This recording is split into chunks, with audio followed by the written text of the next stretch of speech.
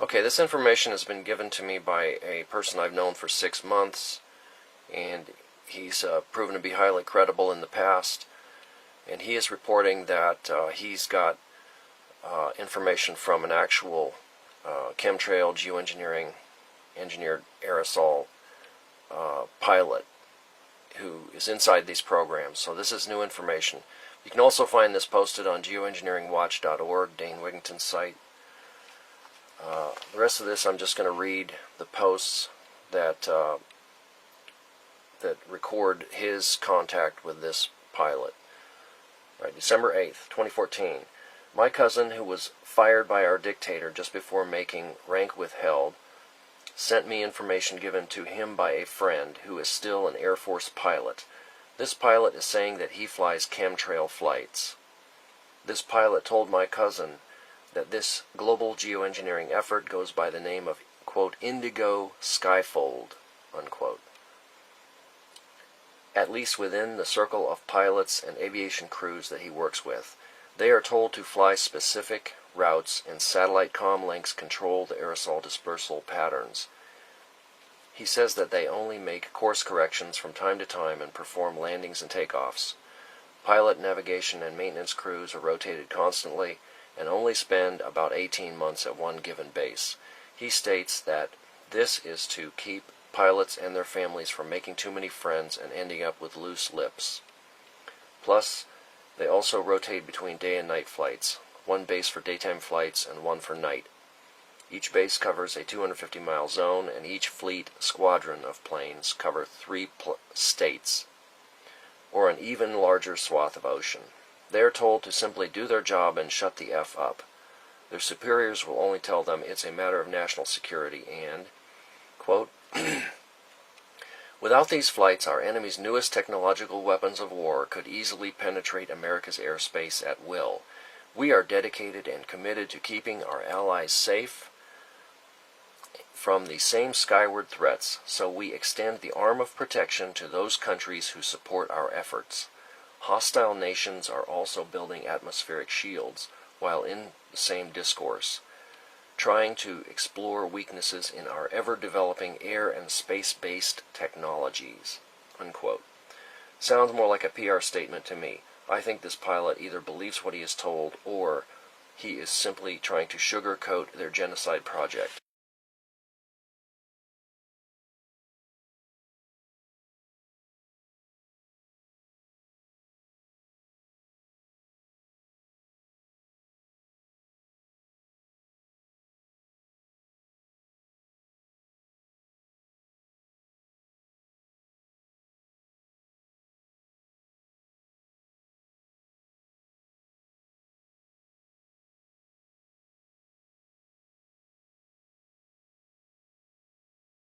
December 8, 2014.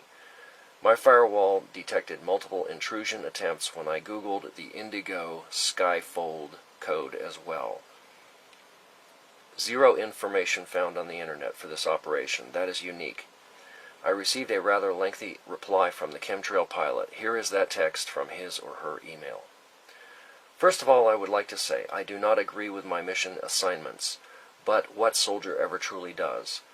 Several of us have considered bucking the ranks and going AWOL from time to time. We are kept in the dark when it comes to getting honest answers about what we are really spraying. Should they discover that we or our families are actively inquiring about your so-called chemtrails term, then automatic and swift disciplinary action will be taken. HARP and radar are 2 other non-allowed research subjects. Unless our children are learning about these in base schools, we cannot educate ourselves or our children through any public tutoring system. I would not intentionally spray my children or family with toxic aerosols, but as you must know, 80% or better do not have any family or children. Indigo pilots are chosen from the top ranks within the Air Force, Navy, and Coast Guard. Most of the pilots are, quote, hardened to humanity, unquote, and could care less about killing off unwanted or leeching aspects of America and the world. I swear to you, the majority of the pilots are like machines. I call them tanker terminators.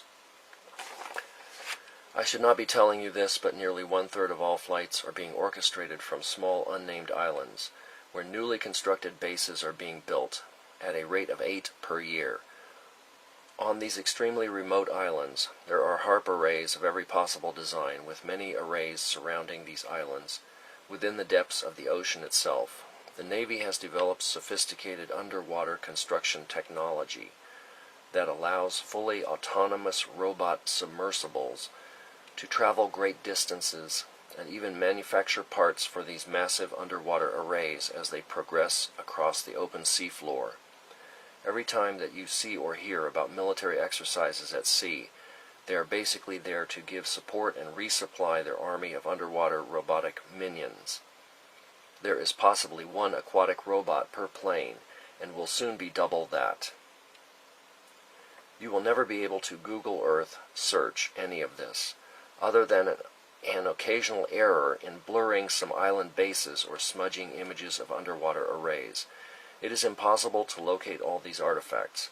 They even paint fake clouds over some of our island installations to keep prying eyes away. I have been shown some of these images by civilian friends. That is the reason I know this. I completely understand your concern for human safety, but here is the kicker. We are shown videos in our training of catastrophic destruction to our homeland by very sophisticated weapons, then told that these will be the consequences if we don't fly. Our efforts in building a defensive atmospheric weapons shield are the only missions of its kind in the world. We are paid more than any other pilot for our service, other than Air Force One pilots, who make as much or more and are kept in a dark secret world for their own protection.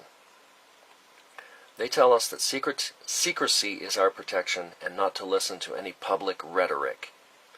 We all know about cyber program Flashpoint, or FP-03, as it is known within the veteran community. This program is a self-destruct sequence that can be remotely activated from any ground, water, underwater-based, or other air mobile unit. The signal is encrypted through 3 satellites and cannot be jammed or blocked. At any given moment, you could have only 15 seconds to make your peace with your God. They tell us that FP exists to keep planes from accidentally going down in heavily populated areas. They can remotely detonate our planes over safe zones, but in the back of your minds, our minds, we are pretty sure this is a fail-safe program to keep pilots from turning over assets to any public, private, or civilian authorities. Have you ever seen any member of the crew survive the few crashes that have occurred? Every plane that has gone down was completely destroyed for good reason, I'm sure. We risk our lives in more ways than one every single time we fly, especially night flights. They are ordering us to fly at lower and lower altitudes.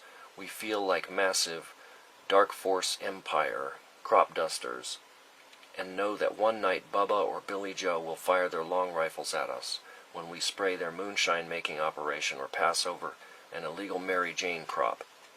I know for a fact that some planes have been shot at and subsequently brought down by mostly Russian, Chinese, and Korean weaponry. But the media will never cover these events, as they are not allowed to report on our flights either. That must be true, for I have yet to see a detailed or in-length report of our missions on any public venue, other than conspiracy shows and anti-government websites. I risk everything for disclosing so much information, and you will find very few like me. Even my own flight crew would have me arrested and court-martialed if they knew of this dialogue. That is why I cannot email you directly. But from what your cousin tells me, you are also risking everything just to get this information out to your colleagues. I salute you, sir, for standing up to the establishment and Big Brother. I would love to go home tomorrow and not rack up one more single minute of flight time, except for a sweet little Piper Cub or a rat-tail barn racer. I miss those beautiful blue skies from my youth, and I am ashamed for hazing over that dream. Maybe more of my fellow pilots will read or hear about this and decide to come forward as well. I only know a small fraction of the larger picture, as they compartmentalize everything.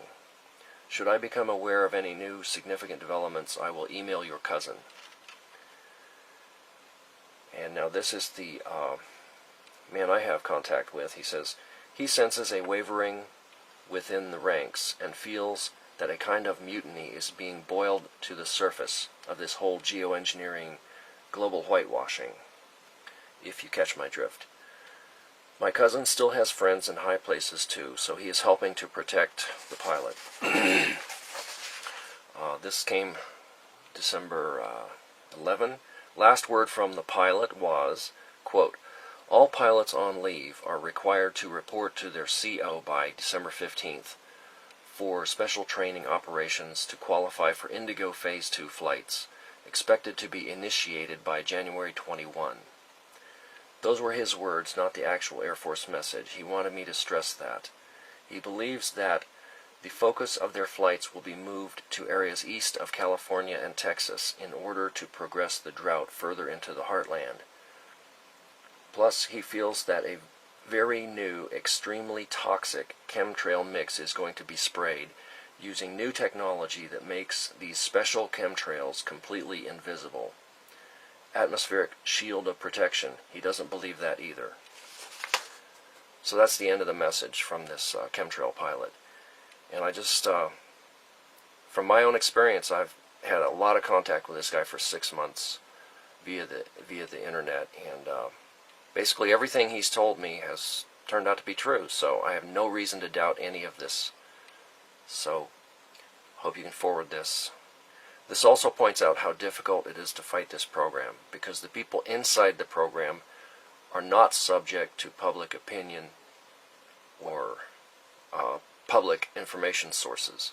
So we need to brainstorm and come up with a way to shut down this program, as it is actually heating the planet and killing everything with the elevated UV and toxic metals. Thank you for listening.